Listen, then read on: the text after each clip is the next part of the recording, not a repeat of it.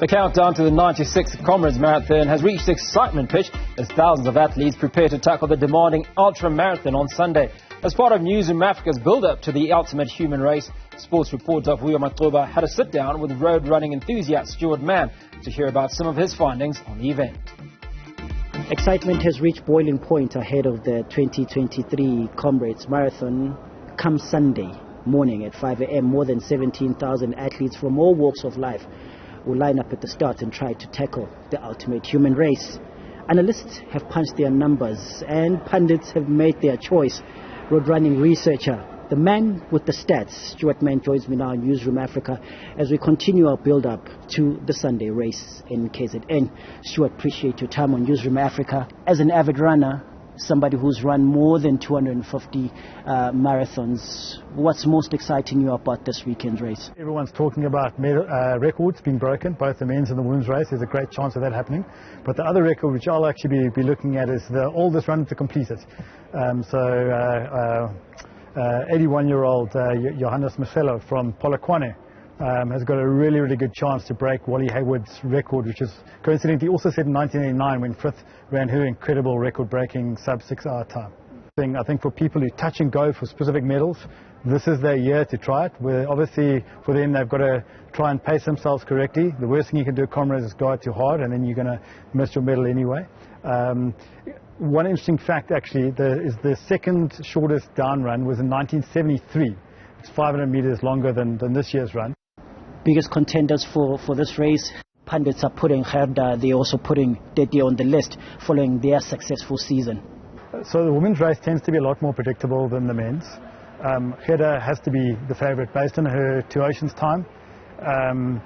If she runs according to that, based on my predictions, the calculations I do, she should absolutely annihilate Frith's record.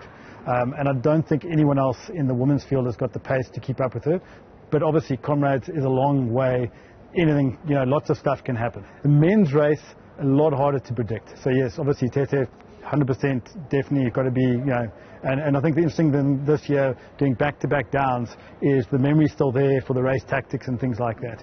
Edward Matiba, as well, the uprun champion, second last year, and not by that much. So those got to be the top two, but there are always a few surprises in the men's race. Part of your research sparking a lot of debate in terms of who are the best runners when it comes to male or female. Just like driving, who are the better runners? So just before I go to the better runner, I just want to point out that on Discovery Vitality Drive, so my driving's tracked and I've got proof that I am a better driver than my wife. So she will say I drive like a granny, but yeah. When it comes to running Comrades, testosterone and ego, they are a handicap. So what I did last year is I went through the average pacing by seeding batch. So that's women and men, they have the same ability because they're qualified in similar times. First half of the race, men run faster on average pace across all the splits, across all the seeding. Second half of the race, clean sweep, women run faster. Every single seeding, every single split after Drummond, women run faster. They also finish faster. The average finish time of the females in the same batch faster than the men, although in every single batch, the men qualify faster than the ladies. So definitely, I always tell people, if you are fortunate enough to run with your wife or your girlfriend, your sister, your mother, whoever, that she's pacing you, not the other way around. When we're at the Polokwane Athletics Club, you sort of related at what makes a good Comrades runner. And you reflected in one of the legendary runners who, during their race, while most of the guys would run and look at their time, he focused more on his heart rate. One of the very interesting stats which I found every single year is if you look at the top 100, particularly the men, top 100 men, you'll find that there are 2 runners who run a negative pace at Comrades. So they run the second half faster per kilometre than the first. And they invariably finish first and second. Whichever year you look at, up or down run, that happens. Then I go down the field to see who does the next one. And it was the uprun, the last uprun, 2019. I saw there was a British guy and I was connected with him on Twitter. So I got hold of him. And I said to him, I've got this interesting stat. Do you know that after the first and second, you were the next runner who finished? I think he finished about 90th, who got a negative pace. And I said, well, what was your race plan?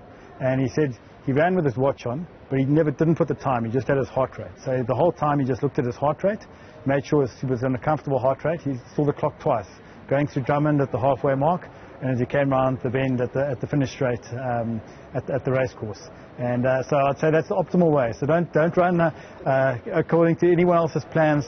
Look at what your body's telling you. That's the best way to get your optimal pace.